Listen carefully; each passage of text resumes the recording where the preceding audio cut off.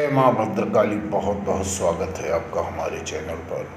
तो दोस्तों, आज मैं अपने चैनल तंत्र गुरु जी के माध्यम से आप लोगों को दुर्गा मंत्र की साधना के बारे में बताऊंगा। दुर्गा की साबर मंत्र, इससे लक्ष्मी को किस तरह से प्रसन्न किया जाता है और लक्ष्मी के अलावा जीवन में आने वाली तमाम तरह की परेशानियों को कैसे रोका जाता है, जो परेशानियां मौजूदा हालात में चल रही हैं उससे कैसे निजात मिलेगी और जीवन में आने वाली परेशानियों को किस तरह से विराम लगेगा।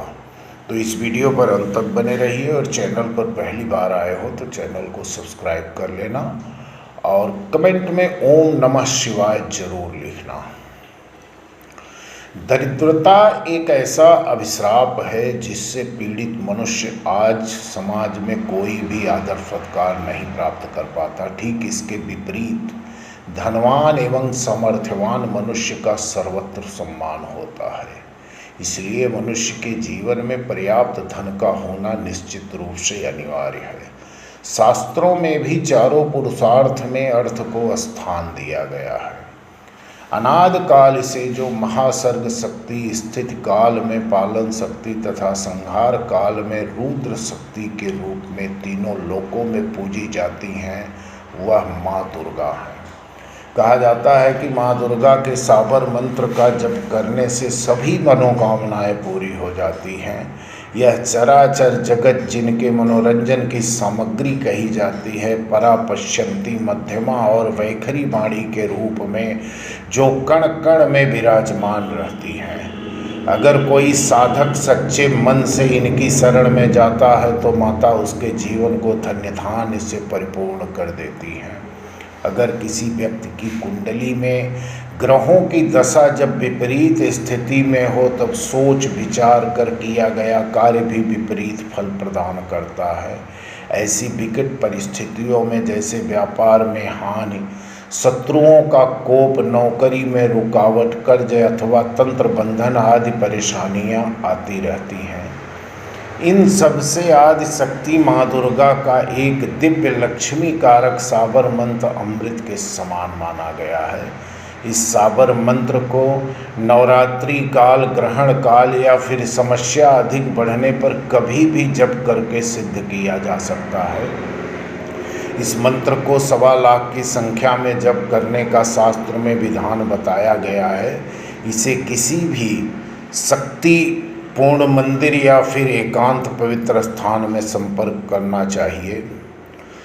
जब पूरा होने के बाद इसका दशांश यज्ञ करके 9 वर्ष से छोटी कन्याओं को भोजन कराना चाहिए। तो मंत्र क्या है आपको मैं बता रहा हूँ। ओम ह्रीं श्रीं चामुंडा सिंहवाहिनी 20 हस्ती भगवती रत्न मंडित सोनन की माल, उत्तर पथ में आप बठी हाथ सिद्ध वाचा, रिद्धि सिद्धि धन्य धान्य देह देह गुरु गुरु स्वाहा।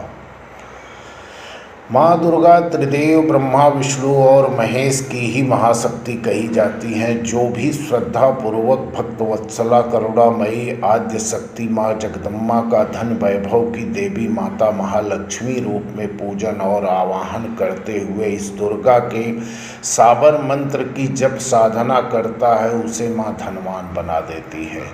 इस विधि से साधक घोर दरिद्रता एवं दुखों से मुक्त होकर सुख संपत्ति एवं दीर्घायु प्राप्त करता है। तो नवरात्रि के 9 दिनों में शक्ति की भक्ति साधना और उपासना की जाती है। इन 9 दिनों में की गई साधना तुरंत फलदायी होती है। इसलिए इन 9 दिनों में पवित्र रहकर और व्रत रखकर साधना की जाती है। साधना करने से सिद्धि भी मिलती है और मनोकामना की पूर्ति भी होती है। तो साधना कैसे करें इसके बारे में हम आप लोगों से चर्चा करूंगा। वीडियो पर अंत तक बने रहना। नवरात्रि में कम से कम दोनों काल, प्रातः एवं सायंकाल में 3 घंटा समय निकालकर 26 माला प्रतिदिन नियमित समय पर जपना चाहिए। शौच स्नान से निवृत्त होकर शुद्धता पूर्वक प्रातःकालीन उपासना पूर्व मुख और संध्या काल की उपासना पश्चिम मुख होकर करनी चाहिए। जप के समय घी का दीपक जलाकर रखें और जल का एक पात्र निकट में जरूर रखें। प्रत्येक नवरात्रि में अलग अलग साधनाएं की जाती हैं। साधना के पहले आपको यह भी तय करना होगा कि किस देवी की साधना करना चाहते हैं, जैसे बगुलामुखी, काली माता, माँ मातंगी या अंबिका माता की साधना करना चाहते हैं या अन्य किसी की। सामान्य जन माता के बीज मंत्र या साबर मंत्रों का जाप कर सकते हैं। आप प्रतिदिन दुर्गा सप्तशती का पाठ भी कर सकते हैं। अष्टमी की रात्रि में दुर्गा सप्तशती के प्रत्येक मंत्र को विधिवत सिद्ध किया जाता है। सप्तश्लोकी दुर्गा के पाठ का 108 बार अष्टमी की रात्रि में पाठ करने से मनोवांछित फल की प्राप्ति होती है। अधिकतर लोग इन दिनों साबर मंत्र की सिद्धि करते हैं। कुछ लोग इन दिनों महामृत्युंजय मंत्र की साधना भी करते हैं। यदि आप तंत्र साधना करने का सोच रहे हैं तो इसके लिए आपको किसी योग्य गुरु की तलाश जरूर करनी चाहिए। यह एक अद्भुत तांत्रिक साधना होती है, अष्टनायिका साधना, जिसमें अर्धरात्रि में सिद्ध करते हैं। वर्ष में 4 नवरात्रियाँ आती हैं, तो इन 4 नवरात्रियों में 2 नवरात्रि होती हैं और 2 होती हैं गुप्त नवरात्रि। जो साधक सावधान और एकाग्र चेतना से उपासना करता है उसको धीरे धीरे सिद्धियां प्राप्त होने लगती हैं। यदि कोई मनोकामना की पूर्ति हेतु साधना की जा रही हो तो वो पूर्ण होती है। सभी तरह के संकट दूर हो जाते हैं। वर्ष की चारों नवरात्रियों में साधना करने से इसका परिणाम अति ही उत्सव पैदा करने वाला होता है। जो साधक सावधान और एकाग्र चेतना से उपासना करते हैं उनको बहुत जल्द सिद्धियां मिलती हैं।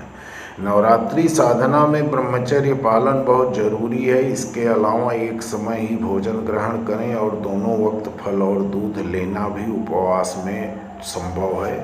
यथासंभव नमक और मीठा छोड़ दें। इसके अतिरिक्त पूरा या नियमित समय तक मौन, भूमि पर शयन, चमड़े की बनी वस्तु का त्याग, पशुओं की सवारी का त्याग आदि शारीरिक सेवाएं स्वयं करना तय करें। अपनी सुख सुविधाओं को यथासंभव त्याग कर उपासना में लीन होना ही सबसे बड़ा साधना मानी गई है।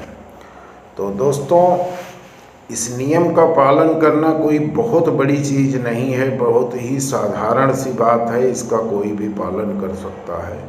और ऊपर दी गई जो मैं आपको मंत्र बताया हूँ, मंत्र भी कोई कठिन नहीं है, बहुत जल्द ही आपको कंठस्थ भी हो सकती है। तो यदि आप अपने जीवन में तमाम परेशानियों से जूझ रहे हैं, तमाम संघर्षों से जूझ रहे हैं, तो एक बार आप माँ जगदम्बा को जरूर याद करिए, क्योंकि दुर्गा माता की पूजा और साधना से बहुत सारी सिद्धियां प्राप्त होती हैं और मनोवांछित फल प्राप्त होते हैं। तो दोस्तों, इसी के साथ वीडियो समाप्त कर रहा हूं। कमेंट में ओम नमः शिवाय जरूर लिखना और चैनल पर पहली बार आए हो तो चैनल को सब्सक्राइब करके घंटी की बटन दबा लेना। धन्यवाद। जय माँ भद्रकाली।